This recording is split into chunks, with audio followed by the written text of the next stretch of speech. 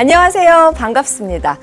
아리랑은 우리 대한민국 사람이라면, 우리 민족이라면 누구나 다 알고 있고 또 너무나 소중히 여기는 우리의 노래입니다. 그런데 이 아리랑이 노래뿐 아니라 다양한 형태의 상품으로도 꽤나 오래전부터 우리 곁에 존재해왔다라는 사실 알고 계셨나요? 오늘 저희는 하나의 브랜드로서 아리랑의 역사에 대해서 살펴보고 이야기 나눠보는 시간을 갖겠습니다.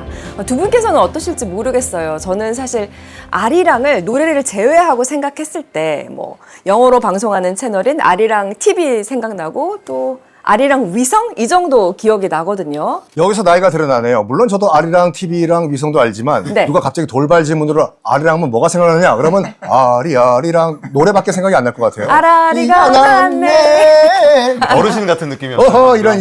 저는 사실 너무도 뚜렷하게 아리랑 담배가 기억이 납니다. 담배요? 담배요? 네, 그러니까 원래 나왔었다가 87, 8년 요 사이에 한 번 다시 재출시가 됐거든요. 네. 그때 형님 나이가 대학교 1학년 때였죠? 아닙니다. 제가 피웠다는 얘기가 아니라 네. 집에서 어르신들이 피우는 거를 제가 직접 목격을 했다. 그때 기억이 납니다. 왜냐면 네. 중요한 게 여기서 증거가 있어요. 심부름을 하잖아요. 그렇죠. 근데 제가 담배 심부름. 500원이었던 기억이 나요. 저는 모르는데 네. 조사한 바에 따르면은 아리랑 담배가 나온 것이 1958년이고 그보다 3년 앞선 1955년도에 아리랑 잡지가 나왔다고 하네요. 잡지요? 이건가 봅니다. 맞습니다. 네. 진짜 아리랑이라고 써 있고 표지 모델도 있고요. 그런데 낫을 지금 들고 있는 건가요? 그러게요. 잡지에서? 이건 무슨 내용이죠? 이게 지금 표지를 보니까 네. 아리랑 특별부록 병신년 원력 저 왼쪽에요. 네. 그러니까 이게 그러네. 달력을 네. 끼워줬었나 봅니다. 네. 잡지를 사면. 저는 아무래도 음악평론가다 보니까 이게 혹시 음악 관련 잡지가 아닐까, 국악 관련 잡지가 아닐까라고 생각했는데 그건 또 아니더라고요. 그러네. 저도 음악 잡지일 줄 알았어요. 네. 이게 이제 두 분 말씀하신 것처럼 딱 보면 아리랑이기 때문에 국악 잡지일 것이다라고 추측을 하시잖아요. 네. 네. 그게 아니라 음악을 포함한 모든 분야를 다 다룬 잡지였다고 해요. 일단은 목표 자체는 건전 문화를 사회에 정착시키자라는 게 네, 모토였다고 하는데 네. 종합 연예 잡지 같은 거군요. 그렇죠. 어. 당시 분위기로 봤을 때는 약간 건전 문화를 육성하는 게 목표였기 때문에 낫을 들고 우리 농사 열심히 짓자 뭐 그런 모토였겠죠. 네, 그러니까 누구나 부담 없이 볼 수 있는 정말 종합 월간지였던 것 같고. 그렇습니다. 그런데 잡지 제목으로 아리랑을 붙였다라는 점이 일단 너무나 저는 재미있는 부분이고요. 사람들에게 관심을 진짜 많이 끌었을 것 같아요. 맞습니다. 네. 이 아리랑 잡지가 나름 대박을 치고 나니까 네. 이게 상품성이 있네 하면서 다음 후발 주자로 나온 것이 바로 말씀하시던 아리랑 담배. 7월 20일부터 우리나라에도 국산 필터 담배 아리랑이 생산되어 판매되기 시작했습니다. 양담배를 국내 시장으로부터 추출하고자 애연가들의 구미에 맞춰서 만들어진 이 아리랑 담배는 우리나라에서는 최초로 필터가 붙은 담배입니다. 아리랑 담배 제목부터 직관적으로 확 다가오네요. 그러니까요. 근데 보시면 또 의외로 58년에 나왔는데 네. 영어로 아리랑 이렇게 또 써 있어요. 그렇네요. 밑에는 또 아리랑. 전매청이라는 거를 또 영어로 또 표시가 돼 있고. 네, 네. 그래서 되게 글로벌한 감각이다라는 생각이 들고요. 디자인이 괜찮네요. 맞아요. 근데 저는 몰랐는데 아리랑 담배가 당시에 좀 혁명적인 게 있었대요. 뭐였냐면 그 전까지는 이 담배 시가렛이라고 하죠. 이렇게 필터를 없이 피우는 문화였다고 합니다. 이게 얼마나 독했겠어요. 그렇죠. 그러니까 이제 아리랑 담배 나오기 전에 이제 풍년초라고 해가지고 네네. 담배 잎을 말린 다음에 썰어가지고 네네. 이거를 신문지에 돌돌돌 말아서 피운다든지 신문지에 안 그러면 곰방대에 넣어서 이제 피우던 바로 이 풍년초가 있어요. 나왔어요. 얼마나 독했을까요? 필터가 없으니. 야, 언뜻 보면 뭐 쌀이나 밀가루 같은 느낌인데 밀가루 같네요. 진짜요. 네, 근데 이게 드디어 아리랑 담배로 인해서 이제 네. 필터 담배 시대가 열린 거죠. 근데 그 중간에 과도기가 있었어요. 45년도에 광복을 기념해서 만든 승리란 담배가 있었는데 승리. 요게 우리나라 최초의 권련형 담배였지만 필터가 없었어요. 얼마였냐면 아리랑 같은 경우에는 이제 그 발매 당시 한 갑에 네. 200환. 그러니까 그 지금 화폐 개혁 단위로 환산해 보면 25원인데요. 25원. 25원이면 얼마 정도냐? 당시 이제 승리가 한 갑에 이제 3원이었다고 해요. 그러니까 굉장히 비쌌죠. 비쌌네요. 25원이면. 네. 그런데도 이게 약간 비싸면 더 마케팅이 잘 될 수가 있잖아요. 네. 그래서 고급 담배라고 이제 인기가 끌면서 많은 인기를 끌었다고 합니다. 네.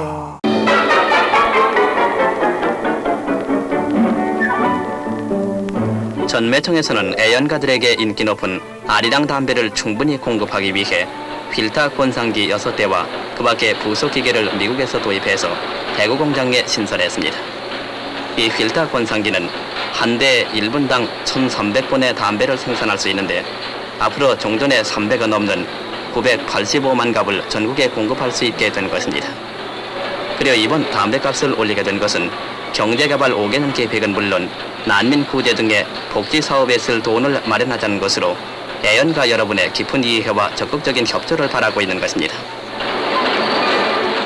이렇게 아리랑 담배가 상품으로 나왔고 대히트를 치게 되자 이어서 비타민 제품까지 출시되었다고 합니다. 아리랑 V. 모델이 구봉서 선생님. 이야. 아나운서님 구봉서 씨를 아시나요, 혹시? 저는 이제 자료 화면에서 이렇게 배운 것 같아요. 서영춘 선생님도 아시면서. 아니에요. 제가 어떻게 알아요? 우리는 그거를 라이브로 본 라이브로 셈이 봤죠. 아닙니다. 합주기 우리 또. 네. 네. 그 아리랑이라는 말 자체가 우리 일상에서 굉장히 의외로 깊게 이미 침투하고 있고 네. 우리가 주변에서 늘 일상적으로 볼 수 있는 그런 하나의 개념이자 또 이름이 아니었을까 싶기도 네, 하네요. 네, 맞습니다. 이렇게 아리랑 제품들이 출시가 되었고 그러면서 차츰차츰 하루라도 우리 생활에 없으면 안 될 생활 필수품으로 자리하게 됩니다. 아, 혹시 예전에 아마 분명히 기억하실 것 같아요. 혼식, 분식, 장려운동. 기억하시나요? 형님이 더 잘하시잖아요. 아니, 누가 누구 보러 형님이라 그러세요? 아, 기억하죠. 그 누가? 혼분식 장려하여 내 몸 튼튼 나라 건강. 오. 수업 시간에 담임 선생님이 자자자자자 도시락 열어봐. 그때 그 양은 맞아요. 선생님이었기 때문에 네. 열었는데 만약에 쌀밥이 있다. 그럼 혼나는 거였어요. 아, 그만큼 섞어 이제 먹어야 쌀밥 되니까. 소비를 줄이고 밀가루를 예. 더 많이 먹으라 운동했었죠. 네. 맞습니다. 예. 저희 아버님이 그런 말씀 많이 하셨는데 아, 진짜. 이렇게 또 썬킴님을 통해서 얘기를 듣게 되네요. 뭔 소리 했어요 지금?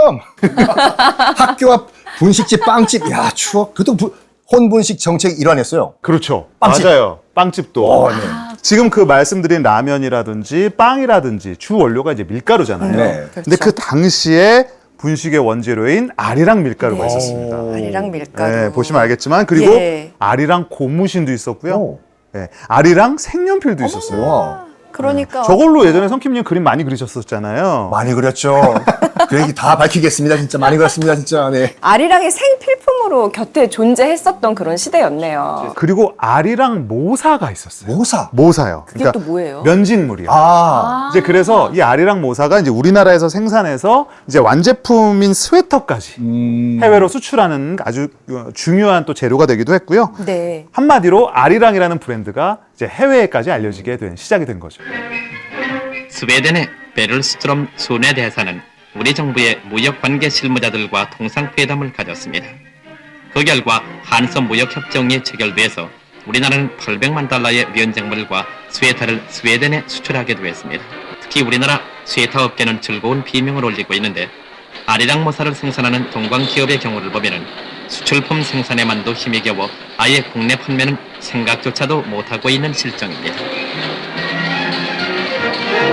와, 메이드 인 코리아 스웨터의 이름은 아리랑이었는데요. 진짜 아리랑이 의식주였고 정말 생활 필수품으로 완전히 자리 잡았던 그 시대를 우리가 지금 함께 살펴보고 있습니다. 이렇게 이제 아리랑이 우리 사회 전반에 이제 그 영향을 미치다 보니까 정부도 관심을 갖게 됐습니다. 네. 그래가지고 이제 외국인들을 상대로 한 특별한 우리 택시 브랜드를 한번 만들어 볼까 하다가 이 방송 보고 계시는 우리 젊은 세대들은 모범 택시 알고 계시죠? 모범 택시의 증조 할아버지 격인 아리랑 택시가 등장합니다. 외국인들을 위한 택시였죠. 우리나라의 관광 사업을 산업화하기 위해서 선도적인 역할을 해온 국제관광공사는 워커힐을 비롯해서 서울에 있는 반도 조선호텔, 대한여행사 특정 외래품 판매소, 외국인을 위한 아리랑 택시 사업, 그리고 지방에 있는 8개 관광호텔을 운영하고 있는데 특히 워커힐은 외국인들의 좋은 휴식처가 되고 있습니다. 와, 아리랑 택시 서비스. 네. 진짜 딱 봐도 고급스럽습니다. 그렇습니다. 예. 아리랑 택시가 있었군요. 해상교통도 있었습니다. 당시에 이제 우리나라와 일본 고베 또 일본 오사카를 왕래하는 국내 최초 전기 항로 여객선 이름도 우와. 당연히 아리랑호였어요. 지난 1월 12일 부산항 중앙부두에서는 우리나라와 일본 간을 연락하는 전기 여객선 대한해운공사 소속 아리랑호의 취향 및 명명식이 있었습니다.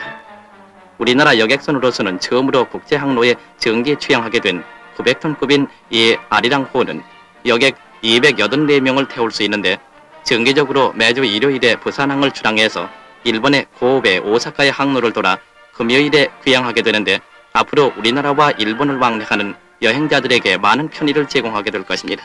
요즘 레트로 맞아요. 열풍이라 그런지는 몰라도 네. 지금 이렇게 보니까 고급 럭셔리 제품이라든지 뭐 관광 상품이나 교통수단에 아리랑이 은근히 잘 어울립니다. 그렇네요, 진짜요. 네. 아마 그래서였을지는 모르겠어요. 그런 상징성 때문이었는지는 네. 모르겠지만 우리 아리랑이라는 이름을 가장 널리 알린 드디어 매체가 등장을 합니다. 바로 97년에 개국을 했던 아리랑 TV가 바로 그 방송이죠. 네, 맞습니다. 당시 아리랑 TV는 국내에 거주하고 있는 외국인들을 대상으로 한 영어 방송국으로 출발했고요. 1999년부터는 아시아 태평양 지역을 대상으로 첫 해외 위성 방송도 시작했습니다. 외국인들이 이 아리랑 TV가 있기 전까지는 우리나라의 문화를 이렇게 영어로 외국어로 즐길 수 있는 콘텐츠가 많이 없었거든요. 그 해외여행 가서 이제 호텔에서 이제 채널을 돌리다 보면 아리랑 TV가 나오거든요. 네. 그때 굉장히 뿌듯하더라고요. 아, 우리 TV가 여기도 나오는구나. 맞아. 라고요. 네. 우리나라 최초의 국산 실용 위성도 사실 아리랑 위성이었었어요. 네, 네. 그게 이제 명칭을 공모를 했죠. 99년인데 결국에는 수많은 이름이 있었고 후보작이 있었지만 아리랑으로 결정이 됐습니다. 맞습니다. 네. 그때 이제 심사를 했어요. 뭘 할까? 후보군엔 한별도 있었고, 세별도 있었고, 한겨레도 있었는데 다 좋지만 그래도 우리나라를 대표할 수 있는 가장 보편적인 이미지가 무엇인가? 바로 아리랑이다 해서 위성의 이름을 아리랑으로 지었다고 하죠. 네, 정말 유쾌한 두 분과 함께하고 있습니다. 이렇게 아리랑이 상업 상품을 넘어서 공공 브랜드로서의 입지를 굳히게 되자 세계가 주목하게 되는데요. 저는 이런 것의 가장 큰 계기가 되었던 것이 단연 2002년 한일 월드컵이 아니었을까 생각합니다. 맞습니다. 2002년 한일 월드컵을 요즘 신세대들은 역사책으로 배우더라고요. 그때 정말 대단했습니다. 뭐 오필슨 코리아뿐만 아니라 윤도현 밴드가 락 버전으로 부르는 아리랑은 네. 정말 감동이었죠. 맞아요. 네. 홍명보 슛 빠집니다. 드디어 해냈습니다. 우리는 세계는 대한민국의 장애 축제인 붉은 악마의 응원에 놀라움을 금치 못했다.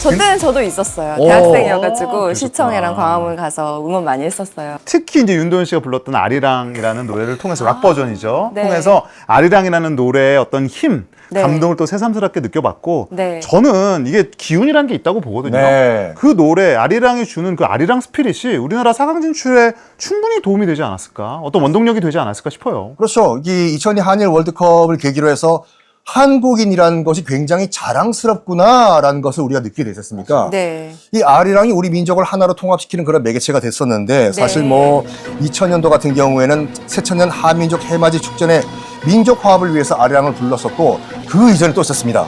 바로 호돌이 굴렁쇠 소년의 88 서울 올림픽이 있었죠. 맞습니다. 세계인이 지켜보는 스포츠 축제에 아리랑 축제가 열렸었습니다.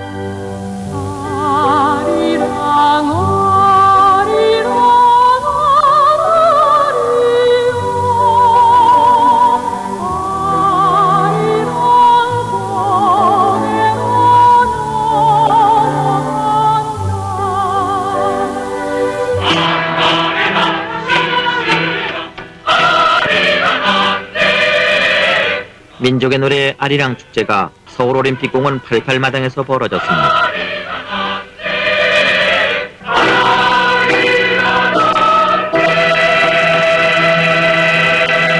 자, 이제 아리랑이 하나의 브랜드, 대한민국과 한민족을 상징하는 브랜드가 됐는데, 정부도 이제 그 아리랑이라는 브랜드 이미지를 국가 홍보를 위해서 활용을 하는 계기였었습니다. 네. 아리랑 영화가 나왔거든요. 네. 해외 입양아 문제를 본격적으로 그린 수잔 브링크의 아리랑이라는 영화가 있었는데, 그렇나요? 딱 이때였어요. 굉장히 화제가 됐던 작품이기도 하고 네. 저는 이제 음악 쪽 산업에 있는 사람으로서 생각해 볼 때 가장 이제 아리랑의 세계화라는 측면에서 좀 뭉클했던 순간이 있었는데요. 네. 그게 바로 2008년에 로렌 마젤이 이끄는 뉴욕 필하모니 오케스트라가 이제 평양으로 갑니다. 그렇죠. 아이고. 그래서 평양에서 뉴욕 필하모니 평양 공연을 통해서 이 장면. 아리랑 판타지라는 곡을 이제 처음으로 연주를 하게 되는데, 그때 이제 그 뉴욕 필하모니의 타르노폴스키가 무슨 말을 했냐면, 아리랑 판타지는 시공간을 넘어서 정서적 연결이 가능했음을 보여준 아주 상징적인 무대다, 이런 평을 남기기도 했어요. 평양 공연에 이어서 근래에 오면은 2016년에 프랑스 파리에서 개최되었던 한불 수교 130주년 기념 콘서트에서 아리랑 연곡이 연주되었습니다. K-팝의 상징인 BTS가 아리랑 연곡을 불렀거든요.